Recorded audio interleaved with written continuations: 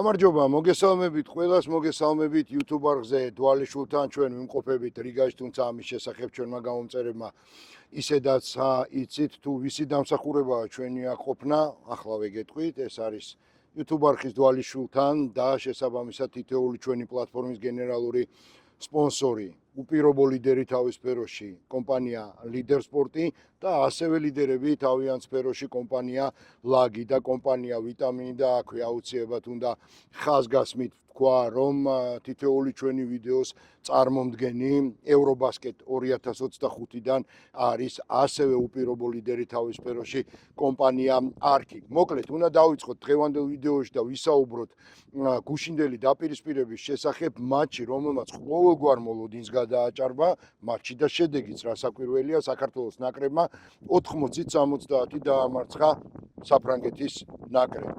ერთ-ერთი ლიდერი ამ გათამაშების და ერთ-ერთი ფავორიტი, რომელსაც ყოველ შემთხვევაში ევროპის ჩემპიონატის დაწყების წინ მინიმუმ ნახევარფინალში თამაშს უწინასწარმეტყველებდნენ, თუმცა ქართველებმა ეს მათი გზა შეაჩერეს სავსებით დამსახურებულად. რაც შეეხება გუშინდელ შეხვედრას, ბუნებრივია მოლოდინი მატჩის წინ იყო მოდით ასე ვთქვათ, გარკვეულწილად გაყოფილი, ბევრი თვლიდა, რომ საქართველოს ნაკრებს შეეძლო გამარჯვების მოპოვება ფრანგებთან, ბევრის აზრით კი ძალიან რთული იქნებოდა და შესაბამისად წესით და რიგით სკეპტიკოსებიდან გამომდინარე, გუშინდელ დღეს ჩვენი ევრობასკეტზე ყოფნა უნდა დასრულებულიყო. თუმცა ჩვენ და საბედნიეროდ ეს კეთილისღაპარი გრძელდება და შესაბამისად გრძელდება ჩვენი საკალათბურთო თავგადასავალიც. ძალიან მაგარი ვითარება იყო და მინდა რომ პარალელები გავალოთ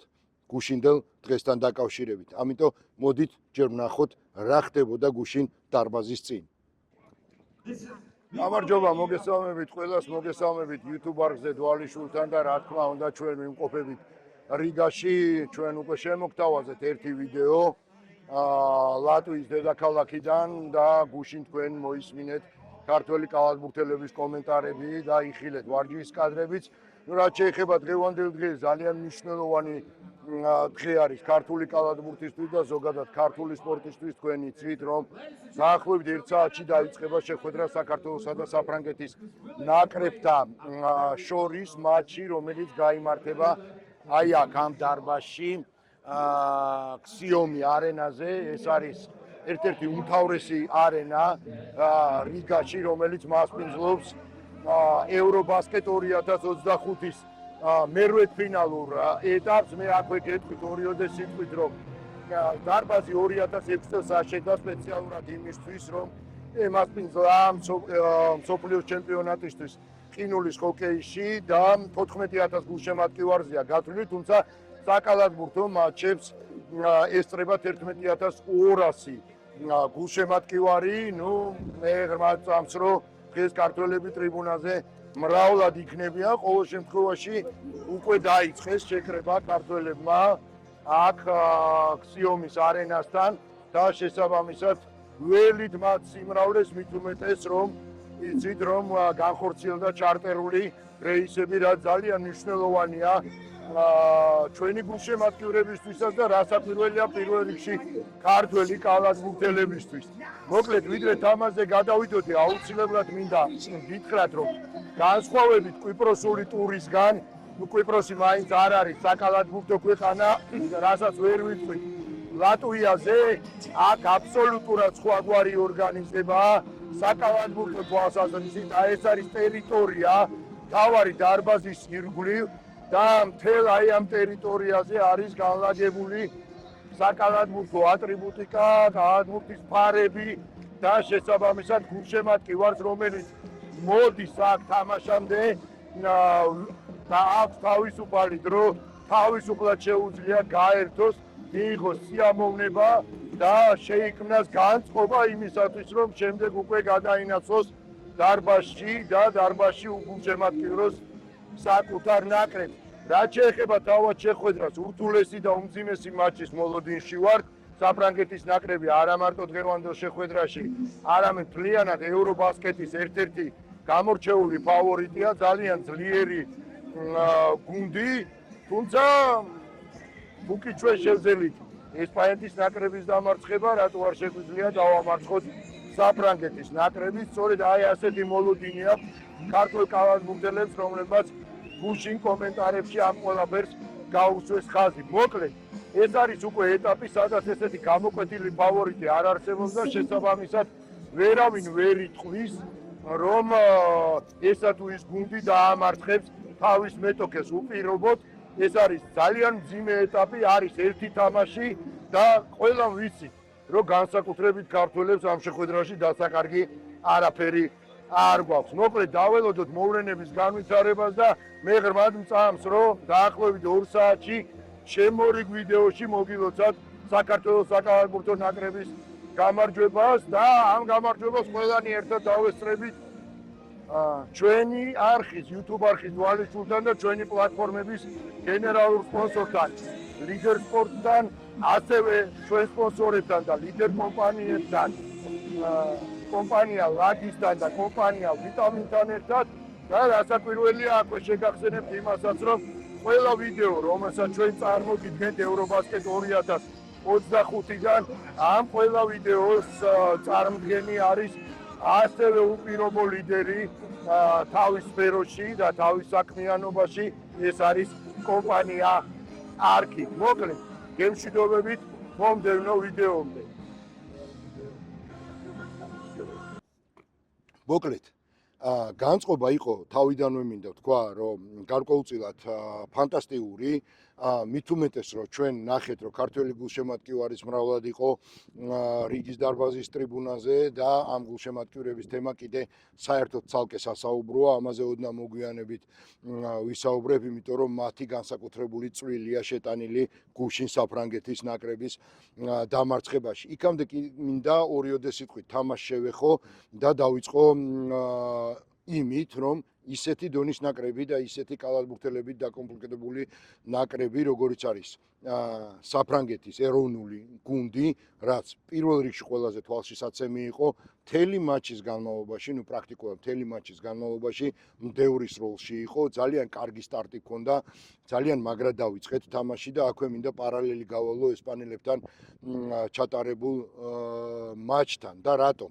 პრაქტიკულად იგივე სცენარი წარიმართა და ჩვენთვის საბედნიეროდ, როგორც პირველ შეხვედრაში ესპანელებს არ გამოსდიოდათ არაფერი და ჩვენ გამოგდიოდა, ზუსტად ანალოგიური ვითარება იყო გუშინ საფრანგეთის ნაკრებთან დაპირისპირებისას.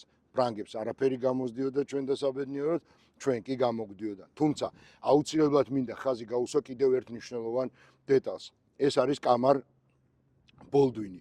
კალათბურთელი, რომელსაც ჩემი აზრით ყოველ შემთხვევაში კვიპროსში ჩატარებული აი ეს ჯგუფური ეტაპი აშკარად ჩაუვარდა, შორს იყო ძალიან ოპტიმალური ფორმისგან, თუმცა გუშინ ვიხილეთ ჩვენ აბსოლუტურად სხვა კამარ ბოლდვინი. ვიხილეთ მოთამაშე, რომელიც გადამწყვეტ ეპიზოდებში საკუთარ თავზე იღებდა ლიდერის ფუნქციას, როცა ამის საჭიროება იყო, ზუსტი იყო სამქულიანების ხორცნისას და მართლაც სადა დედამიწა იყო განსხვავება ბოლდვინი ჯგუფურ ეტაპზე და ბოლდვინი უკვე ფრანგებთან დაპირისპირებაში და ეს ძალიან იმედის მომცემია უკვე ფინელებთან ორთაბრძოლის წინაც, თუმცა ფინელებზეც რასაკვირველია ჩვენი ვიდეოს დასასრულს ვისაუბრებთ. მოკლედ, საოცარი პირველი ტაიმი ჩავატარეთ, მოვიგეთ ეს პირველი ტაიმი და მთლიანობაში უნდა ითქვას, რომ 24 ქულით, დაგროვილი ქულით, საუკეთესო მაჩვენებელი სწორედ კამარ ბოლდვინს და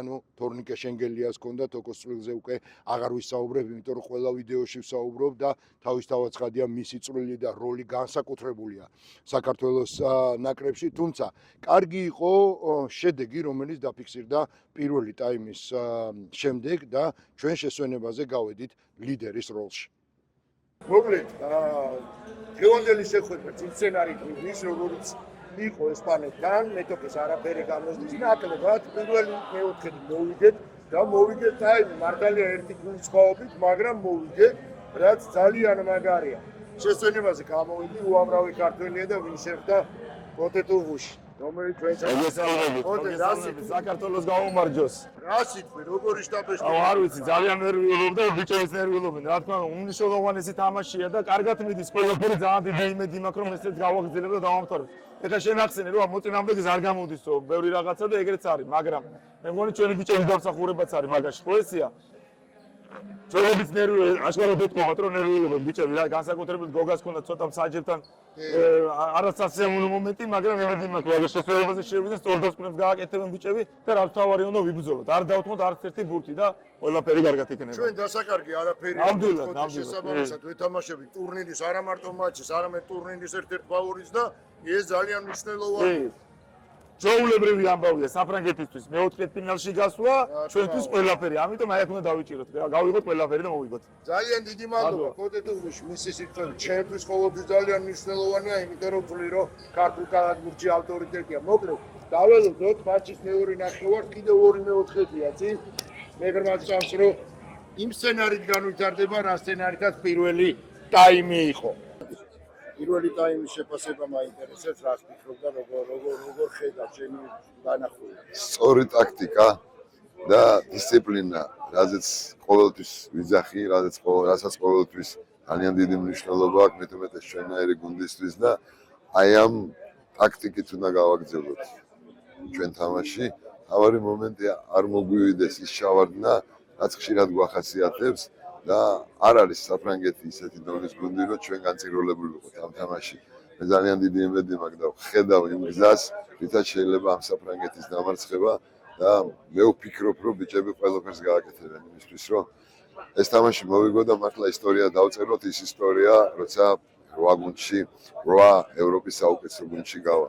ყველა ძალიან განვიცდით, ყველა ძალიან ნერვიულობთ პირველი ტაიმის შემდეგ, მაგრამ იმედი მაქვს, რომ სისხლიანად, როგორც სამწვრილო შემადგენლობა და მთელი სტაფი და ისე ბიჭები ყველაფერს მიიყვანენ გამარჯვებამდე და ძალიან გაახარებენ არა მხოლოდ აგყოფ ხალხს, არა მხოლოდ აგყოფ გულშემატკივარს, არამედ იმ ადამიანებს, რომელიც საქართველოში არიან და რომელიც გულშემატკივრობენ ჩვენ ნაკრებს.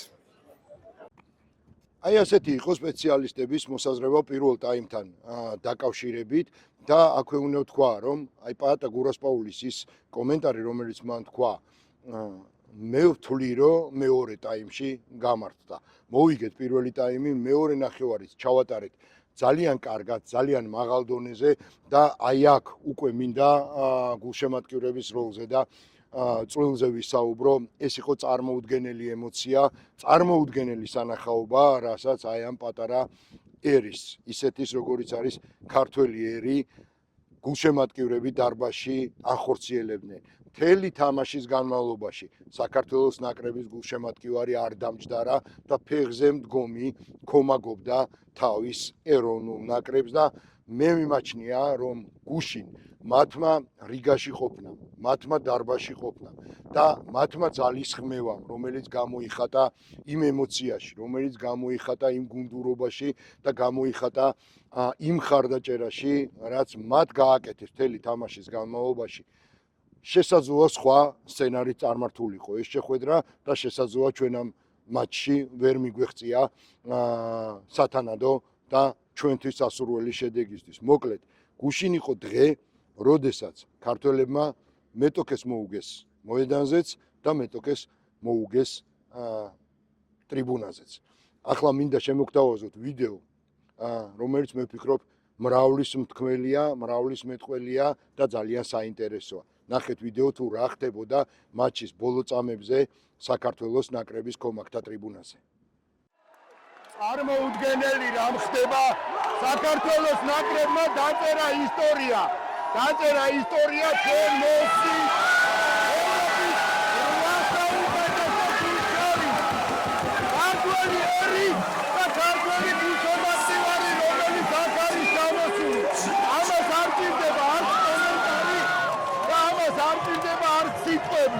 ეს იყო წარმოუდგენელი მოვლენა, რაც ქართველმა კალათბურთელებმა გააკეთეს. არავინ ეროდა იმას, რომ საქართველოს ნაკრები დაამარცხებდა საფრანგეთის ნაკრებს, თუმცა ეს მოხდა.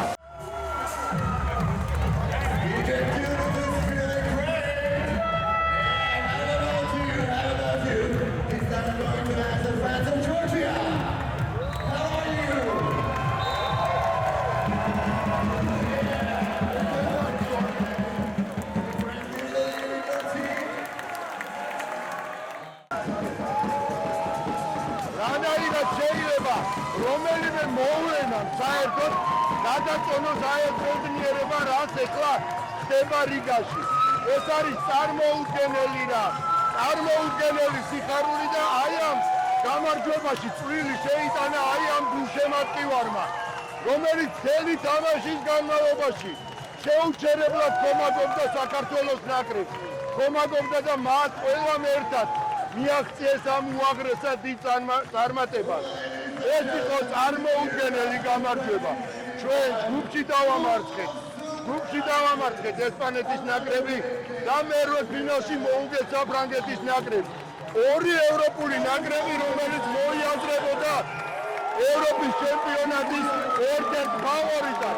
ესენი კი ეს ბიჭები არიან გმირები, რომლებიც ჩამოვიდნენ აქ.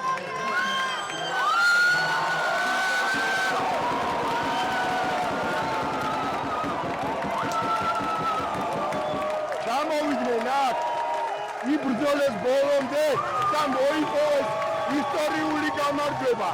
ამაზე მაგარი კადრები არ არსებობდეს, რაც ეხლა აქ ხდება. ეს არის წარმოუდგენელი ბედნიერება და ნუ ეწყინება ნუ რა ვიცი, მაგრამ აი ამ ბედნიერების მონიჭება შეუძლია მხოლოდ და მხოლოდ სპორტს და სხვას არაფერს. მათ შეუძლებს საქართველოს ნაკრებს შემდეგი თამაში. უკვე მეოთხე ფინალში მოუწევს ფინეთის ეროვნულ ნაკრებთან და ეს მატჩი გაიმართება 10 სექტემბერს. ქართველები დარბაზს ამაკები, თავაწეულები და გამარჯვებულები ტოვებენ ისევე როგორც აი ეს ხალხი, რომელიც აქ იყო მთელი თამაშის განმავლობაში. ამაზე მაგარი კადრები არ არსებობს.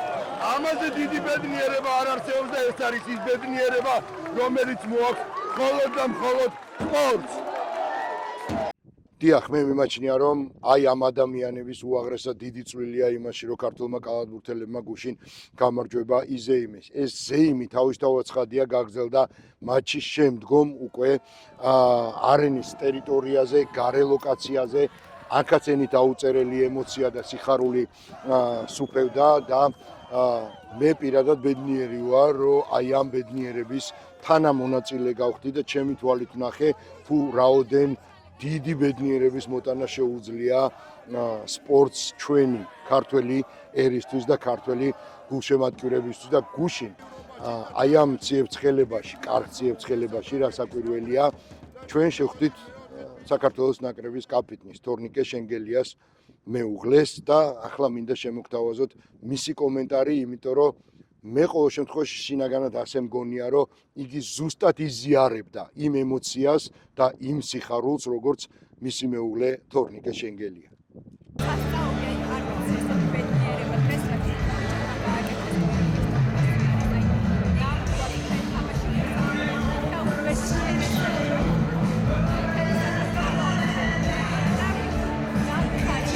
კონდა მოლოდინი რომ ესე მოხდებოდა.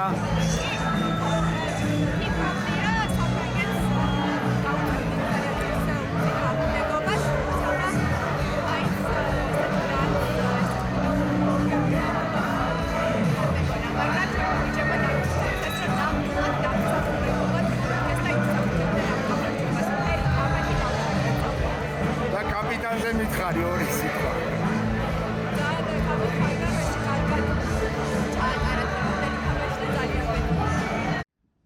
ის რაც გუშინ მოხდა რიგაში, ბევრისთვის ალბათ მოულოდნელი იყო, თუმცა მოხდა.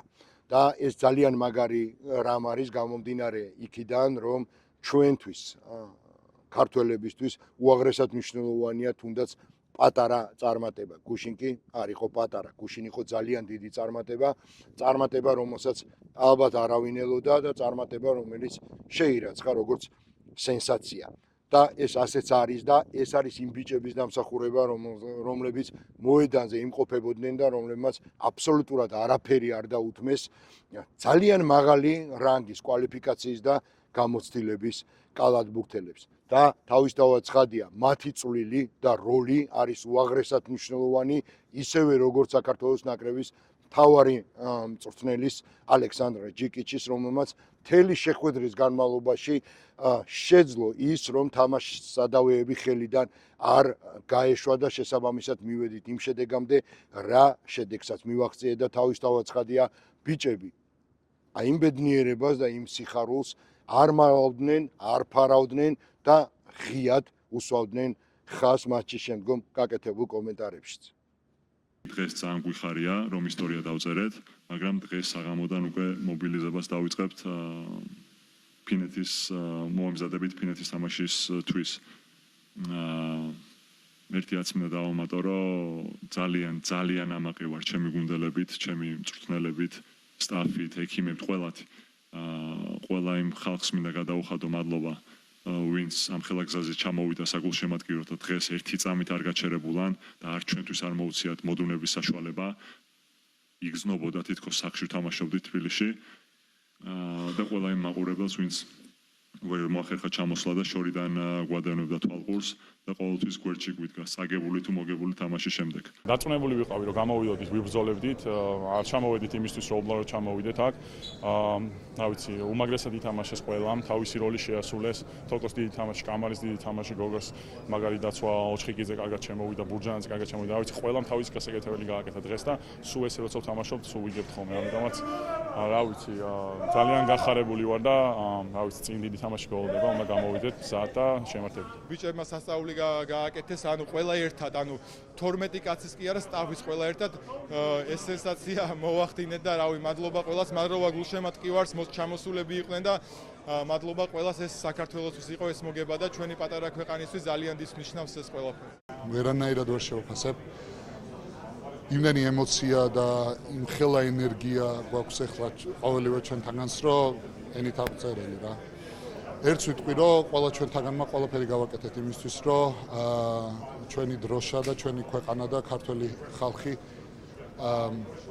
თამაშის მერე უბრალოდ ეამაყათ რა. ჩვენი ოჯახებისთვის ამდენი გავისარჯეთ, უმნიშვნელოვანესი თამაში მოვიგეთ და რაც წეგანაც ვთქვი და თოკოსაც ვთხარი, ისტორია დავწერეთ, მაგრამ არ გვინდა, რომ აქ მორჩეს ყველაფერი და გვინდა, რომ ისტორიის დაწერა გაგრძელდეს, ესე ვთქვათ, ასე რომ დღევანდელი დღე გვაქვს ესე ვთქვათ, კარგ ხასიათზე ყოფნისთვის, ნუ ხვალას და ზეგას რა თქმა უნდა, მაგრამ უკვე მალევე კონცენტრირებული უნდა ვიყოთ ფინეთთან უნიშნავენეს თამაშის გასამართად.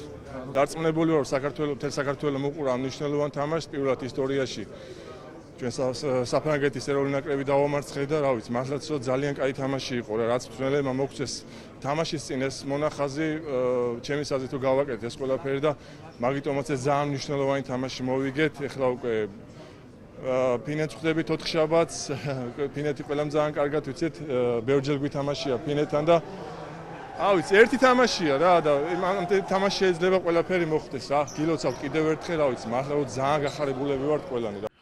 მოკლედ ასე, საფრანგეთი დამარცხებულია და ახლა გველის მორიგი უმძიმესი დაპირისპირება, ძალიან ორგანიზებულ, ძალიან კარგი კალათბურთელებით დაკომპლექტებულ და რაც თავარია, ტანმაღალი კალათბურთელებით დაკომპლექტებულ ფინეთის ნაკრებთან, რომელმაც მოუგო ევრობასკეტის ერთ-ერთ უდავო ფავორიტ სერბეთის ნაკრებს და მოიპოვა მეოთხედ ფინალის საგზური. ფინეთთან თამაში ჩვენ გვექნება 10-ში თბილისის დროით 18 საათზე და აქვე იმასაც გეტყვით, რომ გუშინდელ შეხვედრას საფრანგეთის საქართველოს დაპირისპირებას ფინეთის ნაკრები სრული შემადგენლობით ესწრებოდა და ეს ბუნებრივიცაა, რადგან ისინი აკვირდებოდნენ თავიანთ მომდევნო მეტოქეს. მათი მომდევნო მეტოქი კი იქნება საქართველოს ეროვნული ნაკრები და მე ღრმად მწამს და მინდა ვისურვო, რომ ფინეთთან დაპირისპირებაც ისევ ჩვენი გამარჯვებით დასრულდება და ეს ჩვენი საოცარი საკალათბურთო თავგადასავალი რიგაში კიდევ გაგრძელდება. თუმცა